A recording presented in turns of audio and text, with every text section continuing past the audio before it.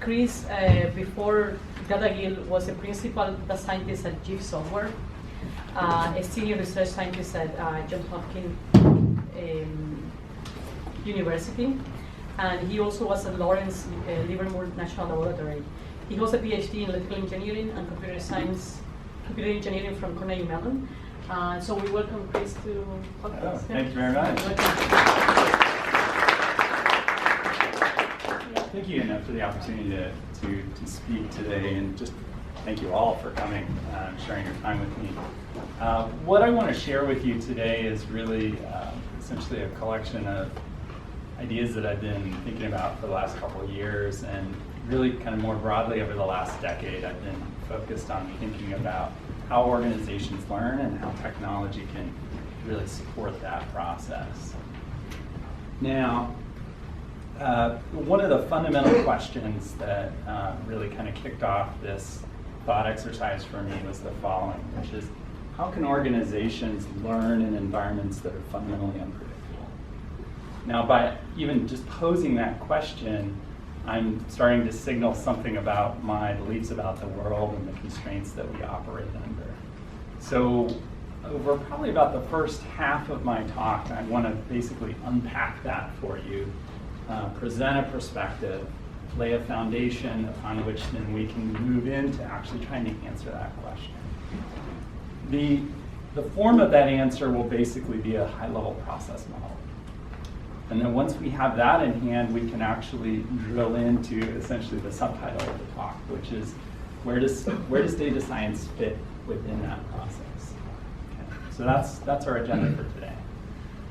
To kick this off, given that so much of my worldview has been influenced by my time in national security, what I want to do is share with you some essentially kind of personal perspective and experience from my time in that world, because it really frames this story in many respects. And so I'm gonna start there. So I left graduate school at Carnegie Mellon in December of 2000 and went to become a research scientist at the Applied Physics Lab at Johns Hopkins, which is really broadly focused on supporting the Department of Defense and the intelligence community, and my job was basically to think about essentially developing transformational solutions to tough problems that they face. And literally within the first year that I was at the laboratory, 9/11 happened. And obviously this was, for the nation, was a wake-up call. For those of us in national security, very much so a wake-up call, and gave us a new challenge to really focus on and think deeply about. It was a huge surprise in many respects, and we were left to think about ways in which, as we're moving forward, to get in two respects. One, get a handle on what we were facing now, and how do we avoid that surprise in the future. This photograph is one I actually took several days after 9/11, standing on a hilltop, probably not more than maybe 2 miles away from the Pentagon. For me, actually, it was kind of one of those moments where it made the surreal quite real, right? To actually see that damage, to stand there quietly on a hilltop with others and just reflect. And so over the next several years, again, within the community, we were thinking about this new threat, all of the things that we didn't really understand, and how could we get better perspective. And one of the things that we started focusing on was ways in which we could use social media as a lens to get more perspective on foreign societies, distant societies, groups that we didn't otherwise understand very well. And the picture that I have up on the screen here is actually a representation of the Persian blogosphere circa 2008. And this particular picture came out of some work that was done at Harvard at the Berkman Center, where they did essentially kind of the first ever survey, where they did a broad collect of what they thought constituted the Persian blogosphere. They did some algorithmic work to actually cluster that graph, if you will. And then they did some introspection in those clusters to figure out exactly what that structure represented. One of the very interesting and surprising results from this investigation was that, in contrast to what you might expect, given the conditions in Iran, dialogue online was actually quite active. And there were kind of prominent voices in this community that were saying things online that surprised a lot of people because they thought, the authorities can see this as well, right? So, needless to say, there was some excitement about this, right? And this was one of, in some sense, many results that really kind of captivated the national security community. And as that interest grew in actually using these perspectives, I would say there was also a growth of what I would call some fantastical claims about what we might actually be able to kind of derive and predict from these data sources. If we now fast forward to today, right? I mean, here we are at a data science meetup. We have an emerging community with this label, right? And really this was an outgrowth of activity that's happened, again, probably in the last 10 years, right? In the commercial sector. And the data scientist label, right, is really an attribution of a role within that world, right? And it's not like we weren't doing data science before, but within that tribe, if you will, we needed language to talk about this new role in these data-driven organizations, right? And what have we witnessed, right? We've seen incredible businesses come up, the 800-pound gorillas like Facebook, LinkedIn, Amazon, and so forth, right? Who have really capitalized on kind of scalable experimentation and computation to do amazing things and drive their businesses, right? And I think what's really interesting now is kind of the questions that we are now asking about where can we go next, right? And there's a belief that, for me, it was kind of like deja vu, hearing it many years later once I landed here. I mean, I've only been in the Bay Area for about 5 years, so in some sense, I still I feel less of it as an outsider at this point. But when I first got here, it was like landing in a foreign land, with a very different perspective. But the stories to me sounded the same, right? It was this idea that, hey, with enough storage, computation, measurement capability, like we can do these mass aggregation of data, run these fantastic algorithms that we all know and love, and we can get these amazing insights, and there's nothing that can stop us. Right? When I was at Lawrence Livermore, where they do incredible high-performance computing that for many years has supported the nuclear weapons programs, but they're trying to point that now to supercomputers and other problems. Some of the computer scientists said to me, oh yeah, modeling social networks, no problem, right? Just as long as we get enough data, enough compute, like we'll break that. We'll be able to predict. And I just kind of shook my head in amazement as I talked to them. So, I think we're still at this really early stage, which is very interesting, where we have these new tools, right? These new capabilities.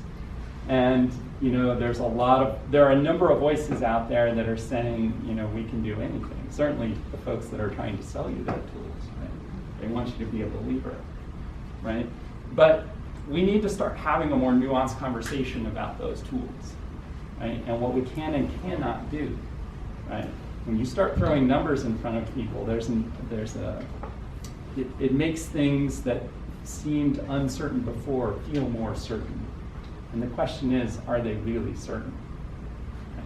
And so that's what I want to kind of start with today. I want to start unpacking some of those constraints. Obviously, from what I've said so far, you realize I don't agree with that statement, right? And there are fundamental constraints that we have to operate under, and we need to understand those, right?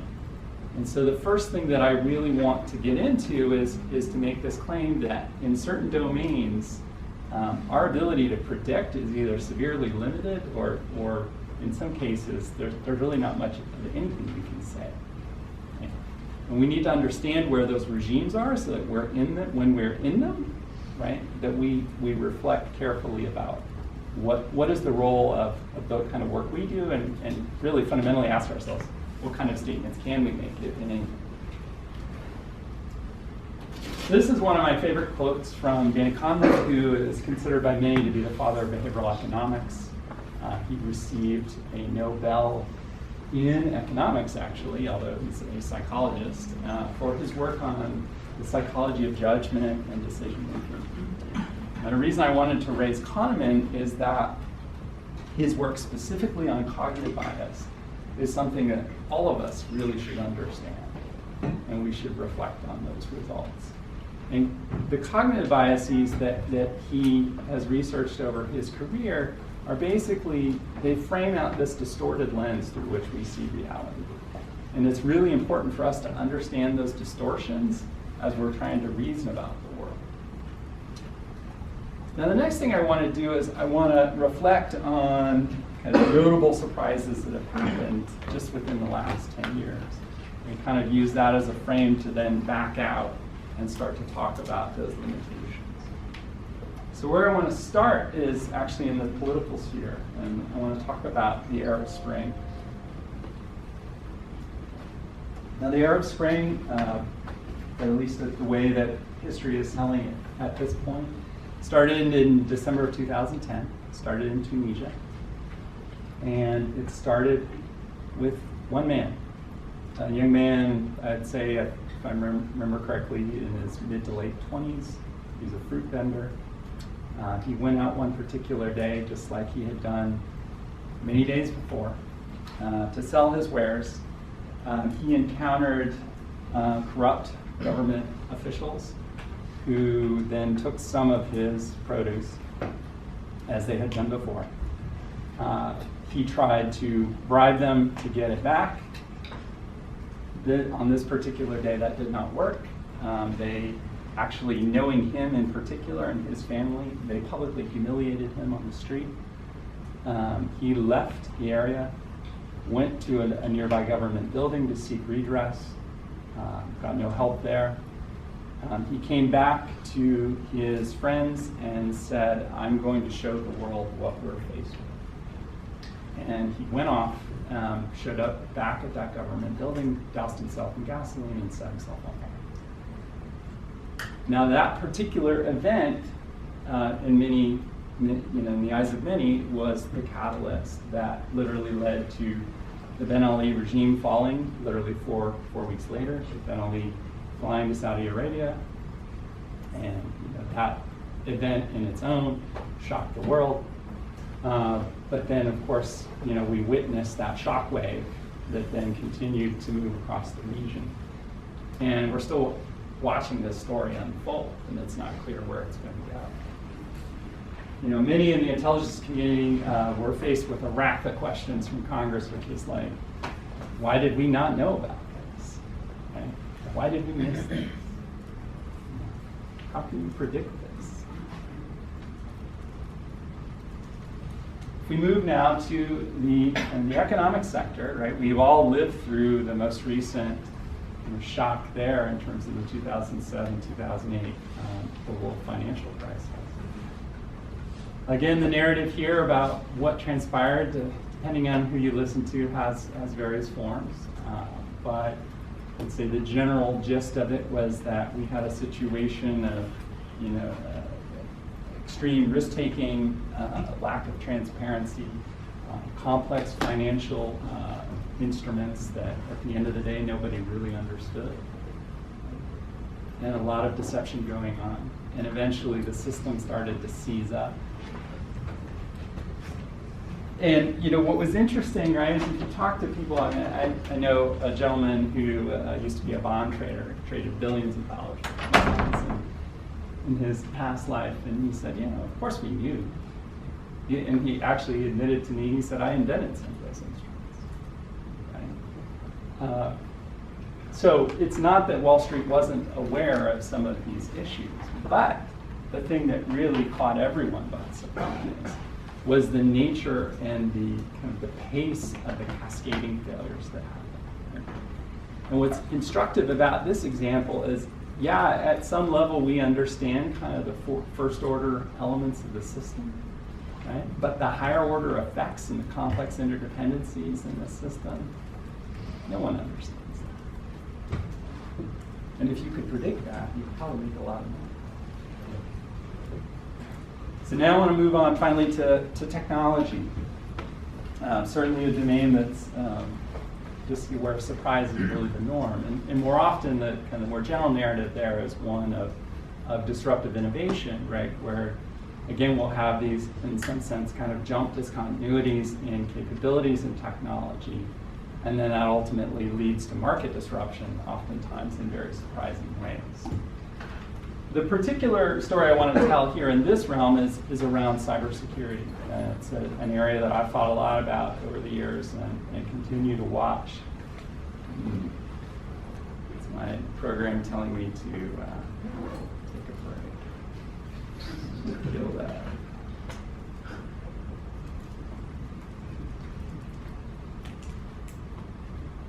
Great time to say, don't sit in your chair too much.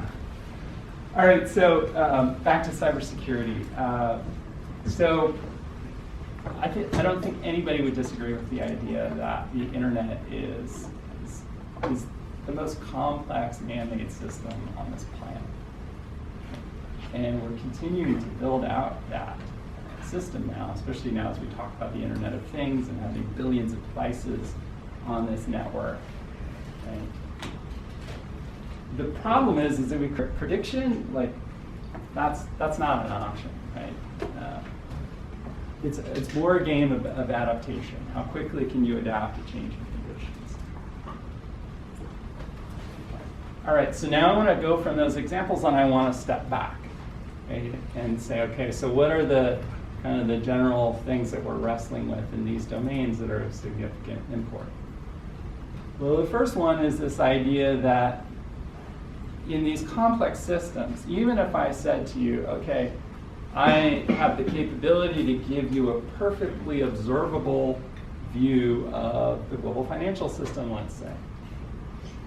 But, oh, by the way, you know, there are certain inputs to this system, right, that have some amount of uncertainty to them. And now we ask questions about trying to forecast the state of that system. Right? Because of the complex interdependencies and nonlinearities, right, that uncertainty will blow up very quickly to the point that you really can't say much of anything. And that's even in the best case, where you can observe everything. But the reality is that that's not what we're faced with, right? We have limited observability. And the interesting thing about that and the real challenge is, like, we don't even know how much of the system we're observing, right? Let alone whether we're covering all the kind of critical factors. And then finally, there's this issue of cognitive bias again, right? So if we, again, have to make choices about where we fixate and put our attention, those cognitive biases are skewing, you know, how we make those decisions. They have an effect, right? And, you know, the kinds of cognitive biases that are of issue are things like hindsight bias, where you ascribe essentially kind of more likelihood to things that have happened in the past. Or things like post hoc fallacy, where if you see a temporal sequence of events, you have a natural tendency to ascribe causality when causality might not even, a causal link might not exist. Right? Or confirmation bias, right? Which is just our natural tendency to seek to confirm what we already hold as you know, as a core belief.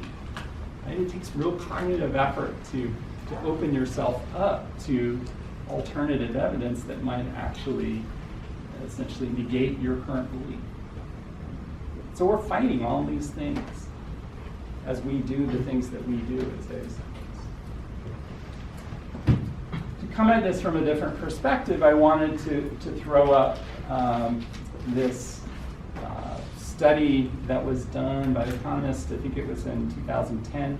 They did a survey of 300 executives from around the globe, a number of different industries, and they asked them, they said, how are you dealing with complexity in your environment, your decision-making environment?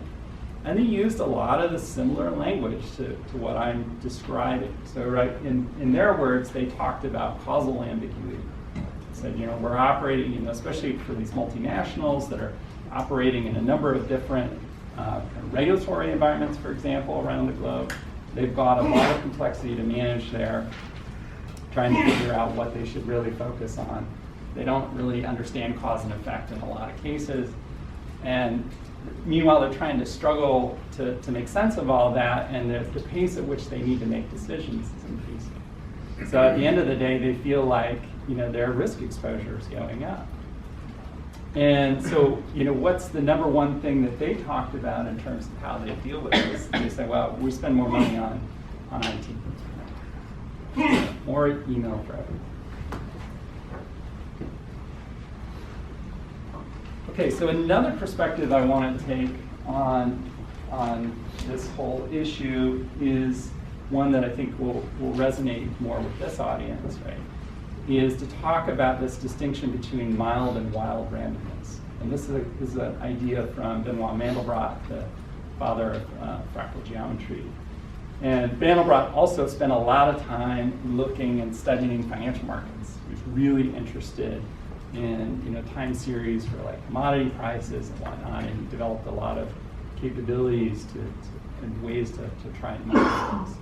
Now, mild randomness is the environment that we know and love, and is really the kind of the foundation of all of the algorithms that we try to exploit, right? So, in the literature, it would be talked about as like, oh, we assume examples come from independent and identically distributed distributions, right? That there's stationarity. Our training and our test distributions are basically the same or similar enough, right?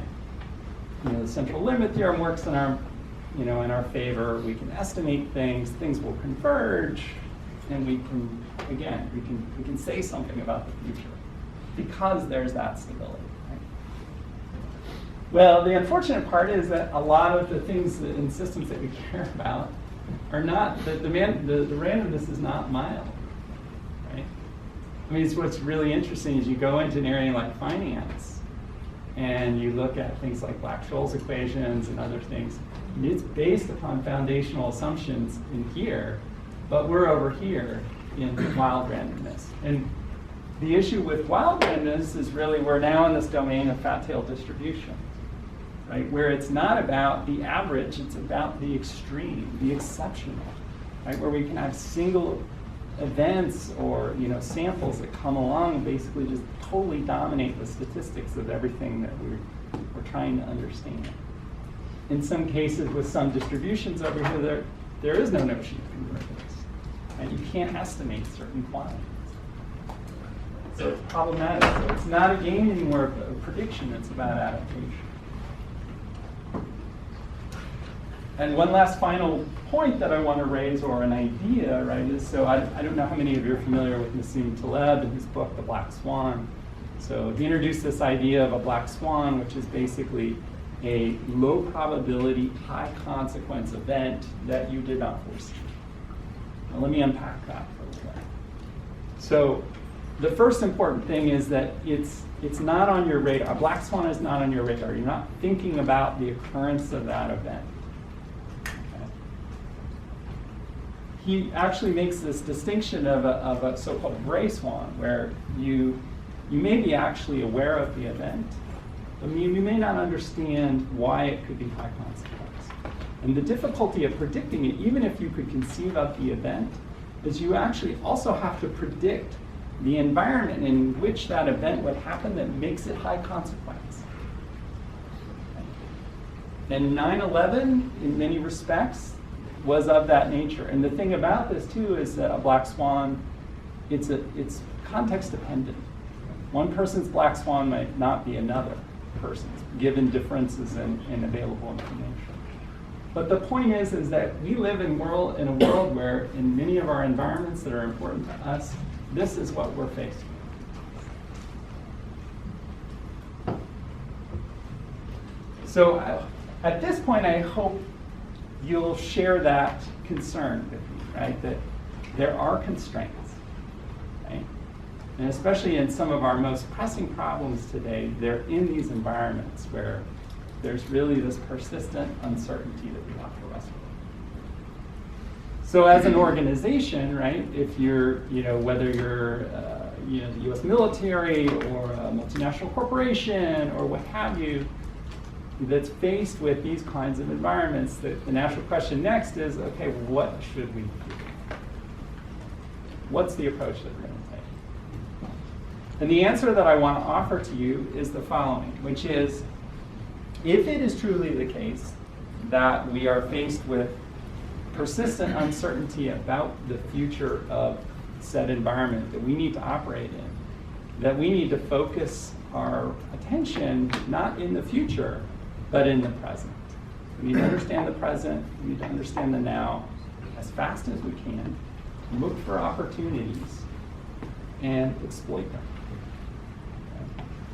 And the really important thing here is that as we uncover opportunities, given we don't know how long they'll persist, it's important that we need to be able to execute quickly enough to take advantage of them. Delay is our enemy in these kinds of environments. Now, to talk about this in a little more detail, I want to actually borrow an idea from the theory of fighter combat. And the following idea actually kind of came into play probably, I don't know, somewhere in the 60s and 70s, or maybe even earlier, from a notable fighter pilot in the US Air Force by the name of John Boyd. And what Boyd was thinking about at the time was, he was thinking about dogfighting and thinking about how to understand what platforms would be dominant in an engagement. And his contention was that if you focus specifically on the aircraft and its performance characteristics, you've got the wrong frame. What his contention was is when you have a dogfighting situation, or more generally, you've got conflict, right? You have essentially got human-machine systems that are competing against one another. And you have to consider the human in the loop and that important element. Because he said, even if you are in a fighter aircraft that basically has performance characteristics that are subpar relative to your enemy, you can still win. And it's all about how you exploit the capabilities that you have. Now, when Boyd actually talked about this, right, he said, okay, there are a number of different states that the pilot's going through. And he described this as observing, orienting, deciding, acting. And oftentimes you'll hear this described as the OODA loop. Boyd himself actually didn't frame it as a loop. He actually had a much more complex diagram with multiple feedback loops, but simplistically it's often presented as a loop, and we'll just kind of roll with that simplification for some of our discussion. If we think about that kind of mode of operation, you're going through, again, trying to understand your environment, so you're observing, you're orienting, trying to make sense of what's going on, you're taking some decisions, and then acting. Right? We can ask the question today that, well, what organizations that exist currently actually do this? What are those examples? The first ones I would present to you, which I think would come top of mind to this group, right, are those data-driven enterprises that really kind of drove the data science movement, right? So again, Facebook, LinkedIn, Amazon, Google. And what's their key innovation? Right? It's really kind of low-cost, high-throughput experimentation in their platforms that, every day they're running just oodles and oodles of experiments, A/B tests and whatnot, to try and test various hypotheses and make decisions about how they should operate that platform. And it's precisely that kind of tight loop and the benefits that they've gained from that really opened people's eyes and said, hey, how can we generalize this idea to our industry? So obviously those previous examples were enterprises that are solely focused in the online environment. And then the natural question is, well, how does that generalize to other types of businesses? And the example that I love to give is the Spanish fashion company Zara, because they do something completely different than anybody else in the fashion world. I have a friend who's in the fashion industry, and as she's preparing, let's say, for the fall lineup, she's already thinking many months prior, about what garment she's going to sell. And she's just taken a wild guess of what she thinks is going to be popular. Zara takes a different approach, and they say, look, we had no idea what's going to be popular. I mean, that's just something that no one can predict.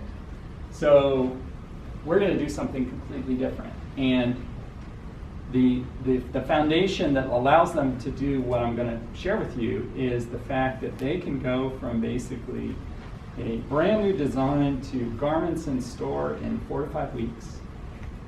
If they're just riffing on a design, they can go through the loop in 2 weeks. And so how do they leverage that tremendous capability? They do the following. They go into markets and they ask, what's popular right now? They take those ideas as kind of their base level hypotheses, and then they riff on it. And they generate variations on those ideas. So now they've got a set of hypotheses. They make the garments, they make small batches of the garments, they push them out into these different markets, and they watch what happens. If it doesn't sell, kill it off, right? You've bounded your downside risk. If it starts to go, crank it up. And they've got this really tight loop. They're exploiting this idea. So again, to kind of summarize what we're talking about, right? The old way that a lot of the rest of the fashion industry, for example, does, and in many industries do, right? Which is we go through these things called, strategic planning exercises and whatnot. We vision all these alternative futures. Basically, we make a bunch of predictions about what we think will happen to us. We set our strategy based upon that, and then we go forward, right? So planning is fundamentally based on prediction, statements about the future. The problem is that if we do that, right, we expose ourselves to the risk and the cost associated with prediction error. When we make an error, when we've made that prediction about the future, we get there, we find a completely different state. And oh, by the way, we're slow to move through the learning loop, right? Because fundamentally our organization is slow. The delay kills us. Right? It can take a bad situation and just magnify it. And again, what we're talking about here in terms of the paradigm shift is to say we need to start thinking about planning as knowledge aggregation. And again, specifically about the present environment. So when those internet companies or Zara or whatnot, they're doing that experimentation. And obviously, there's lots of different ways you can aggregate and execute on the opportunities they find.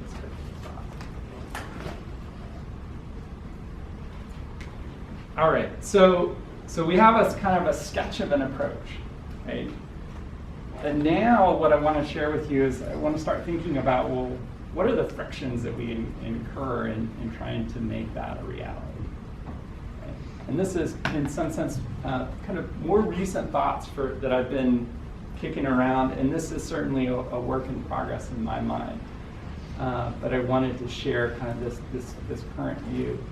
And specifically, I've been thinking about kind of the extremes, especially with some of the toughest problems, again, that our society and our world faces. So one of the things that I did just for my own kind of musings was to say, okay, let me take that idea that Boyd posed and just kind of frame it a little bit differently in language that's more familiar to me when I was thinking about kind of data-driven organizations.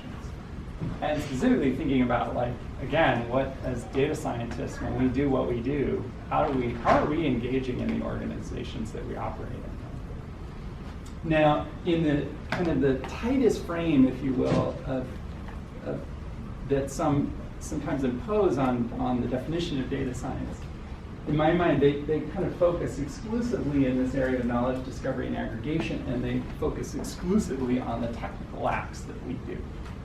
I can't tell you how many of my clients that we've talked to, and they go, well, how does your stuff compare to Kaggle? Like, what Kaggle does, right? And the problem that has emerged from these competitions, right, that Kaggle set up, is that now everybody has this notion in their mind that it's like data science is the act essentially of doing machine learning. Like, you get the data set, You apply your random forest classifier, what have you, like that's what we do. And they just couldn't be farther from the truth. Right? The most important thing, if you set aside kind of the technical acts that we do at this stage, and now reflect it, what happens leading up to it, and what happens after the fact, right? Broadly speaking, I would say those tasks that we're engaged in are ones of translation, right? So in the earliest stages where we're talking to,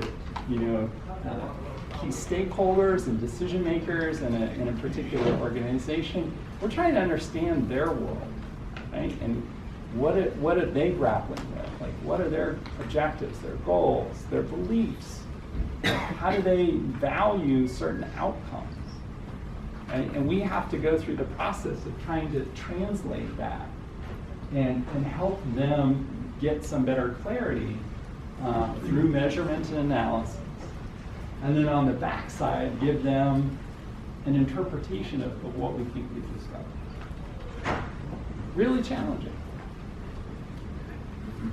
And then when you start to think about, okay, well, what are all the different ways that the wheels can come off the wagon? Right? There's a lot, right? And a lot of the ones that I spent time reflecting on, right, are these ones in kind of the earliest stages, and then after the fact, right? And a lot of times, again, it's kind of either things like the questions that people are asking, right, are so ambiguous that it's not even clear kind of how to act on those and how to frame and come up with something, either hypotheses that we can kind of confirm or refute. There can be disagreement among the stakeholders about what we're actually trying to go after as an organization. Right? We can be kind of limited in our imagination of what we think might transpire. Again, confirmation bias can come in and really mislead us. And then obviously on the backside, there's all these issues in terms of the interpretation that are driven by social context that may have nothing to do with the quality of our analysis or whatnot, and we're sometimes scratching our head going, I don't know how they got to that ultimate conclusion, but all of these other factors are coming into play. And then finally, when we think about the action piece, sometimes you don't have the right people at the table who are involved with actually executing the plan. And if you don't have their buy-in, it doesn't matter. Right? You can see the opportunity and you can watch it go away because the organization as itself, there's a tremendous delay in its ability to actually take action, or that for a variety of reasons there's no desire to do that. And that's what we're trying to ultimately support as data scientists, but we're just a piece of a larger organizational construct. And again, the goal is to figure out how can we support this and how can we move faster. Oftentimes, again, a lot of the problems that we think about are here, but what I think is really powerful about stepping back and thinking about the larger frame is, for example, we can ask questions up here in the action phase. Right? If we're actually in an organization that has a culture that is self-reflective and wants to learn, right? We as data scientists can be part of helping do that self-reflection and ask, how quickly are we moving through this? Are we being effective? How might we improve things?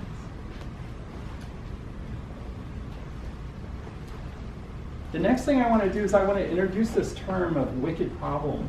This is a term that I was introduced to probably about 10 years ago now by a Marine one-star general who had served in Iraq and had lots of experience in post-conflict reconstruction and essentially disaster relief. And he actually threw up this picture and said, look, this is the nature of what we face on the ground.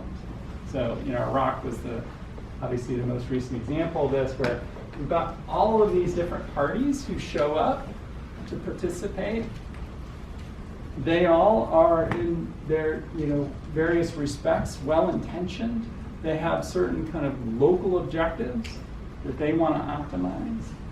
The problem is that when everybody kind of optimizes for local good, you can still get a globally bad solution. And he actually even talked about this idea that when everyone shows up, he said the thing you're hoping for is not to make things worse. That's the bar. If anything else happens that's good, like, you're winning. So the question I was asking just much more recently, I was like, where did that term actually come from? What's the history of it? And it turns out there's this guy, Horst Rittel, who was this very notable design theorist who was at Berkeley in the 60s and 70s. And he wrote this following paper, Dilemmas in a General Theory of Planning, which I highly recommend. It is filled with nuggets that, in some respects, I'm still digesting, and they're so relevant today. You read some of the language in there, and it's shocking to think that it was written so many decades ago, because it's so timely. I'm not going to have the opportunity to dig into all of that, but I want to present a few ideas from that as we start to close here that I think are really important, and again, they speak to the kinds of frictions that we encounter when we start to think about, like, okay, well, what are the reasons that some of these, the most persistent and challenging problems in the world, whether it's, again, social policy planning problems like what Rittel was talking about, or other types of problems, why are they so difficult? What really sets them apart? And obviously this kind of, rampant complexity is a big issue. Now, the terminology I want to introduce for you, it's my own. Rittel didn't actually speak to this, but my mind was kind of going on a very similar track, and it's what I call framing ambiguity. And what Rittel speaks to is he says, look, when you're starting to engage with something like, let's say, poverty as an issue, and you're starting to say, okay, well, where can I kind of bracket off a piece of this larger issue to engage with? Right? You're faced with this challenge of, again, you only have essentially kind of finite time and attention to focus on the problem definition phase, and you actually want to frame out something that you can execute against. Right? But the real challenge is like, unlike something like a mathematical problem or something where you start with a full description of the problem and then you go forward, you never have that in these contexts. You have to make judgments about what is going to be inside the box and what's going to be outside the box.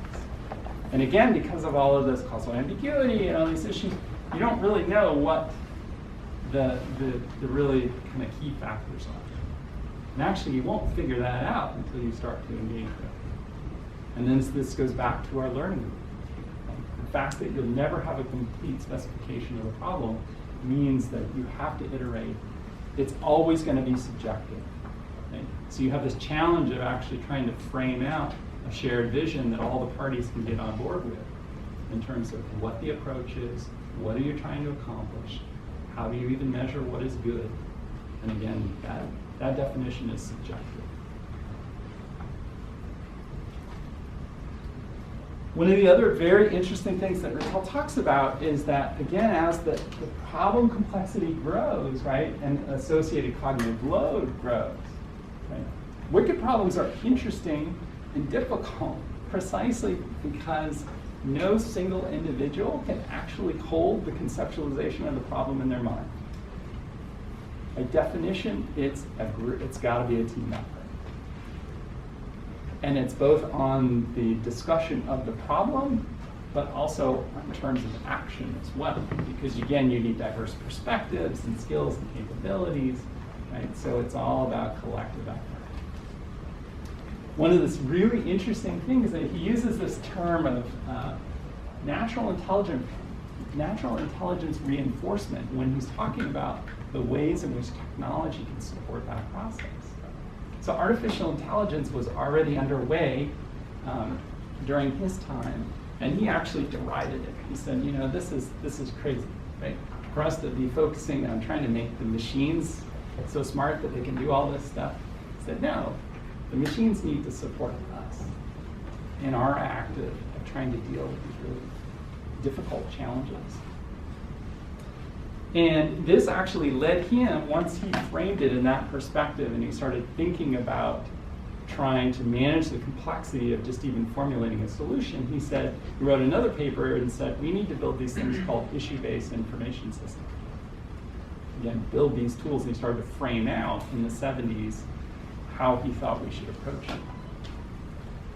And it's really, again, it's so fascinating because many decades later now we're talking about building augmented intelligence, building systems that help us deal with complexity, see bigger picture, right? And again, 40, 50 years ago, he was already talking about this sort of stuff.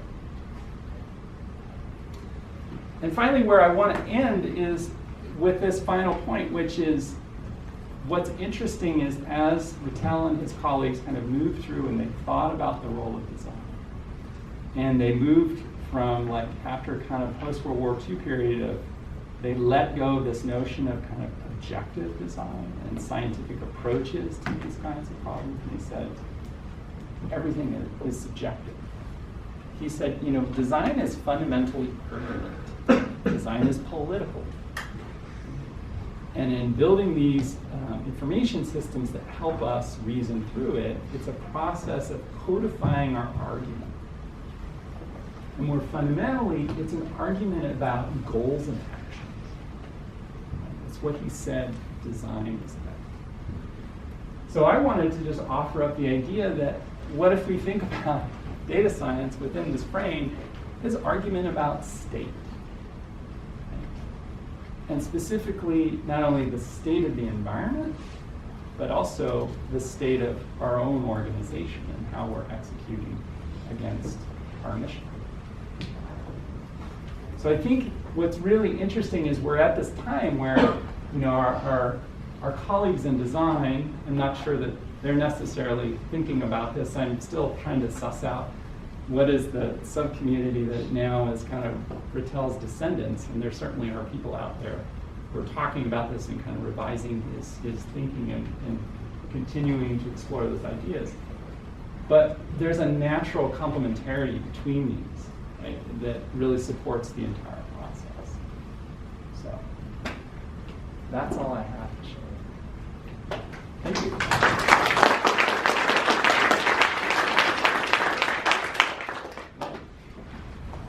I have a circle myself as well. At some point, trying to explain to the students and to other people what my experience also as a data scientist in industry was. So I have a similar thing. So I just wondered if you could share with us something about some of your clients, how you start with their vague ideas and you go about figuring out what are the actions and how to convince them that this is what they need to do. Yeah, it's a challenge. I'm trying to think of what might be the most interesting example. So one problem that I worked on, actually with my partners in crime here at Aman, where we did some work with an energy company on problem of energy theft detection.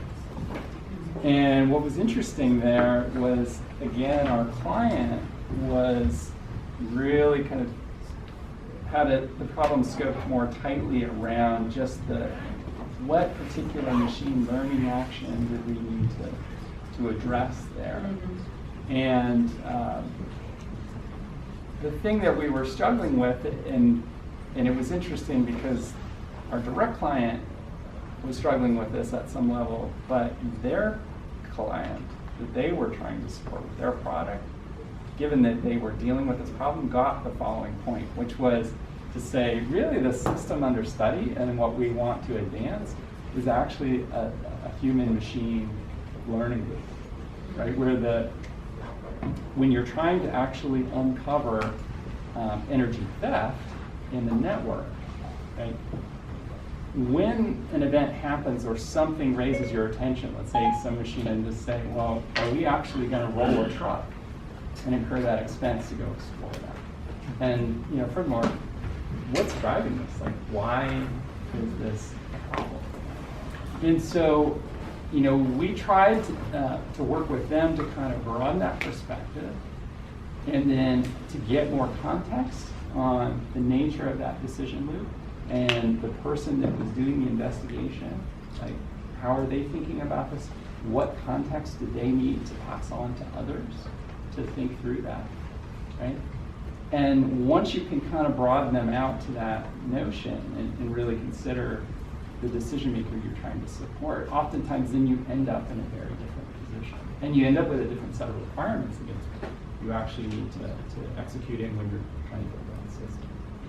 So a lot of times, sometimes they'll start with a conceptualization that's pretty tightly framed, and we're trying to back them up. And some of that is kind of a discovery process that you're engaged in. Again, ask questions and just really kind of convince yourself that you're solving that problem. Yes? So I'm just kind of jumping back to some of the initial examples you gave, which were centered around defense and also around finance. And I think that those kind of highlight two things that I was curious about, which is some of the constraints to operating in this kind of tight loop of decision making, which you're talking about, which is one, high capital costs. So when you have things that require investment, both of large amounts of money and of large amounts of time, like that's more focused on defense. And then in finance, where it's not a collaborative environment, but a competitive one, and so any kind of collective decision making is just going to be undermined by the very nature of that system.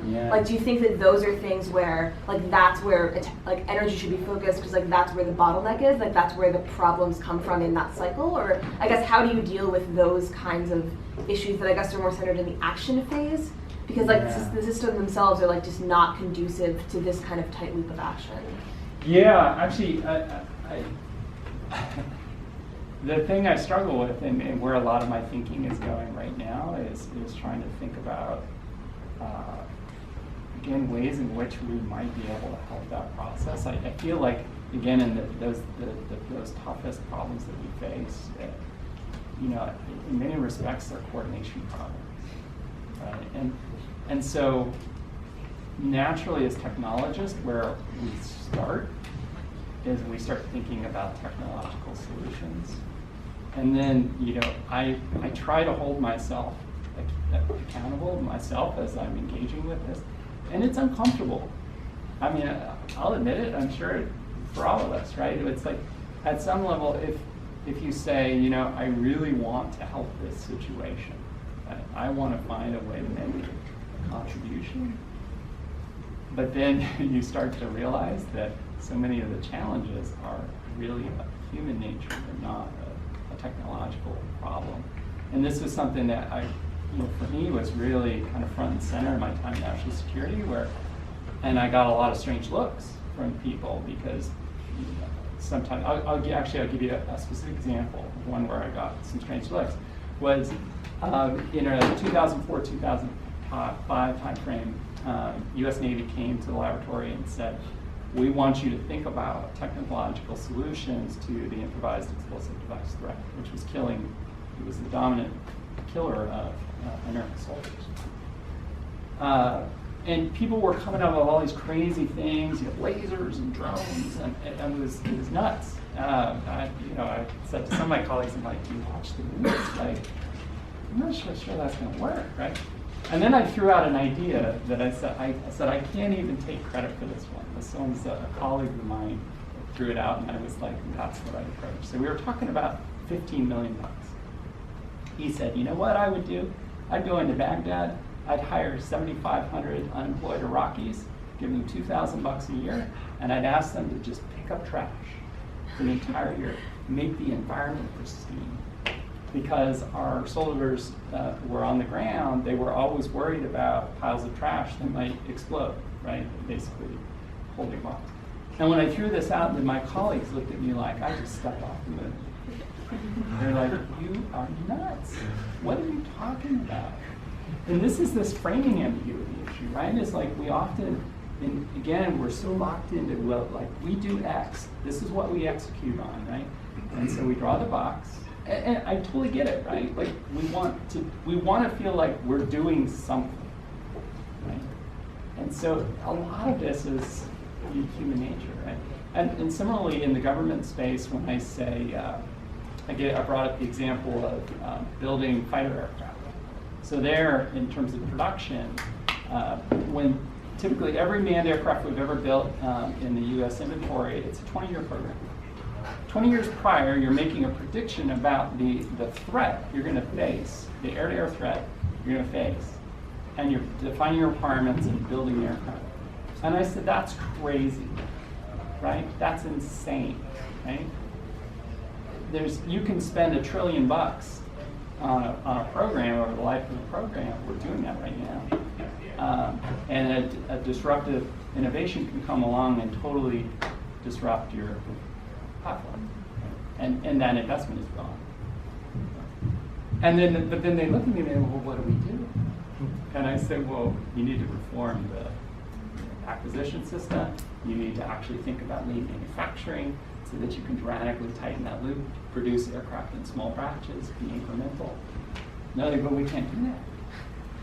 And then you're kind of at a crossroads. So you brought up that Zara example. So let's say that, it's well known, I guess. Let's say that you're, some retailer, you see that going on because everybody knows about it. Yeah. So what do you do? How do you get started? How do you take advantage of this practice? What do you need to change? Well, again, I think that it starts with a reflection on your own process, right? What is in the context of your organization, what is that? Where are the areas where there's significant delay? And starting to think through, like, well, how can we actually transform that? And I don't know that there's a kind of a global answer other than to start to be self-reflective, because again, so many organizations don't do that, right? And that's why I think the organizations that will actually leverage a lot of the essentially the fruits of the fact that like storage, computation, communication, the costs have basically gone to zero. They'll only benefit when they actually start to think very creatively about, how can they do low cost, how can they basically shrink the cost of experimentation and get into this mode. And again, for some industries, the investment that it might take to actually mitigate that cost, it could be quite significant. So I don't know beyond that, like even just having the conversation is a step one, and most people aren't even going there. They're just kind of admitting defeat at the get-go and saying, well, we just can't do that. Yes? I appreciate that you mentioned the limitation of data science, because currently big data science hype, it seems give a lot of people impression it can solve all the problems. Yeah. Actually, it's one part of knowledge discovery is one part of the big loop. Yeah. My own experience, like, because a lot of people at the beginning, I think like if you frame your problem like a Kegel problem, you can build a startup around it. But my own experience is you work with I was working in B2B predictive analytics, right? So sometimes the customers, they are having a Kegel mindset. They will do a training test and test your results. Some customers, I don't even know their criteria for reviewing my prediction, because they might say, this is everything, I already know this, tell me something I don't know, because just because your prediction based on historical data, especially in B2B environment, you don't have that many data points, right? So I totally, because sometimes I go to a client meeting, I wonder what they think. They want some surprise, or they want or if they are data science by training, they might just want a Kegel kind of solution. Right? So even Google spent several months only can identify 70% to classify cats and dogs, right? So based on the fastest computer. So the ability to the recommendation problem is a very large problem. Yeah, definitely. Thank you. Any other questions?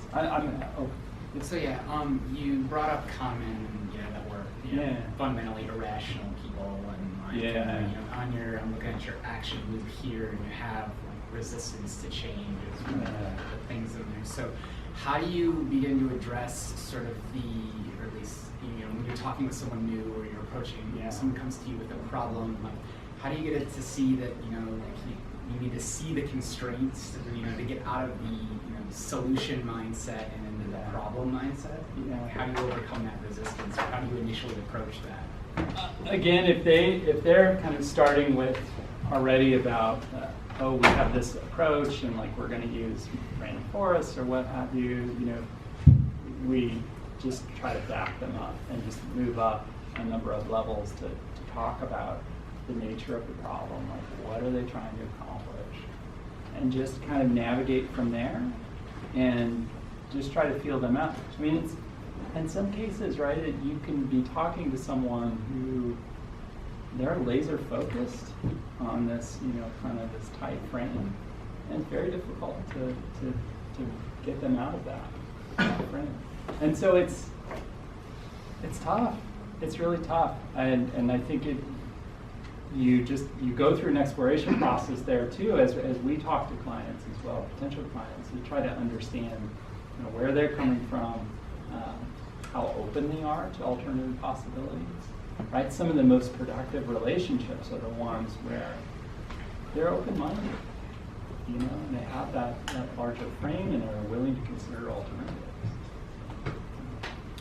I really like a lot of these independent ideas, like your first half hour of just bringing up all of these concepts. And I was thinking through like combining a few of those concepts together. I think that's where a lot of the interesting thing comes up. For example,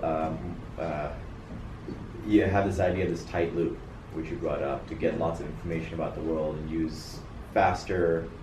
You're able to adapt to changing conditions much better with a tight loop. But we also talk about this idea of black swan, where you're looking at this event, which happens very, very rarely and has a huge impact. And no matter how tight your loop is, you may encounter very few or no black swans. Right? So your knowledge discovery process, by making it faster, you're able to address certain types of things, but not others. Right? And so, like, how you work into those things, how you think those things is really interesting. I mean, this idea of outliers and extreme situations, and I think there's a lot to be explored there. So totally, and actually, I love that you brought that up, because you think about, we go back to finance for a moment, right? And think about the era that Greenspan was Fed chairman, and we were in this area where they described as the Great Moderation. Right? Markets were really stable. It was like, okay, we're in this new phase, and maybe we'll just stay here. And then all of a sudden, bam! And this tremendous market failure happened. And then this is, it's also very interesting. When you listen to the media and you hear somebody say, "Oh, we just experienced a 1 in 10,000 year event," right? Like, Taleb actually raises a point. He says, look at that individual and ask, do they look like they're at least 10,000 years old? Right? Have they been on this planet long enough? Where did that number come from? Right? Oftentimes it's based upon some fundamental assumptions about what this process really entails, and we really don't have the knowledge to make those statements. So it's interesting, right? Because in these fat tail distributions, right, if you look at it, most of the time, like, you're kind of within, the kind of the main mode, if you will. The things kind of stay concentrated, but then every so often you get this wild deviation. And I mean, we're living this right now with Ebola, which is kind of interesting, right? To watch that take place and watch the world kind of struggle with how to respond to this. I mean, people go, "Oh, geez, why didn't we, invest more money in vaccines?" Well, it was like, the data didn't suggest that was a priority. And this is really kind of in many respects, in some respects, it's not something we don't understand. We know a lot about this phenomenon, but it's actually extremely instructive to watch how things are working or not working in terms of coordination. I'm happy to stick around. Oh, go ahead, please. Should we get another question and then? Yeah, and then I'll hang out Yeah, and I can talk to yeah. folks. Yeah. In situations where there's a lot of uncertainty or ambiguity around like whether it's the data, or the future, or the goals, it seems like one approach would be to choose actions that will help you a lot, no matter where these things fall. Mm. So, whether it be a black swan or, does that seem like a good approach to you? Can you say a little more about that? Well, I have a guess at what you might need. well, just, the types of actions that will kind of, help you no matter which way the uncertainties fall. Like maybe just to take something like your health, like individual health choices you make in life. Yeah. There's a lot of things we don't understand about how things work, but at the same time, there are probably decisions you can make that will help you no matter what research finds 10 years down the road. So I think I understand what you're saying. I'll say it back to you in a different way, which I think is something that, as you start to unpeel that, and you go, oh, but there's these factors and these factors and these factors, and there's certainly a number of people out there that say you can't actually kind of pick one and just address that and expect, because they're all interlinked, you actually have to address all of them simultaneously. But then what's really interesting and problematic, and I'm not offering an answer to this question because frankly I don't know what the appropriate answer is. And this is where it ultimately gets back to judgment. And being a very subjective call is, you have finite resources, right? And you have to make an allocation across a set of actions. Okay? I think part of the reason that sometimes we make these really unrealistic assumptions about when we're trying to model something is because it helps us get to some sort of decision where we can say, okay, well, I know this isn't quite right, but I'm going to assume this anyway, and then I'm going to come up with this quote-unquote optimal allocation based upon that. Right? And it's something. And this is the thing, is a lot of people will say, well, what do you want me to do, right? I got to do something, and so assuming something is better than nothing. And I love Taleb's response to this, where he said, imagine you're getting on an airplane. You're flying to New York City. And the pilot gets on the intercom and says, sorry, we don't actually have a map from San Francisco to New York, but we've got one that goes to Chicago. So we're going to use that. Are you going to stay on that airplane? I don't think so. Right? So it's interesting, and it's emblematic of this, right? We do this quite often out of expediency, and again, I think to give us some way to move forward. And I think that's one of our real challenges in these domains. Again, this gets back to what Rattel was speaking to, is that ultimately it comes down to subjective calls. Thank you again for your attention. It's been a real pleasure.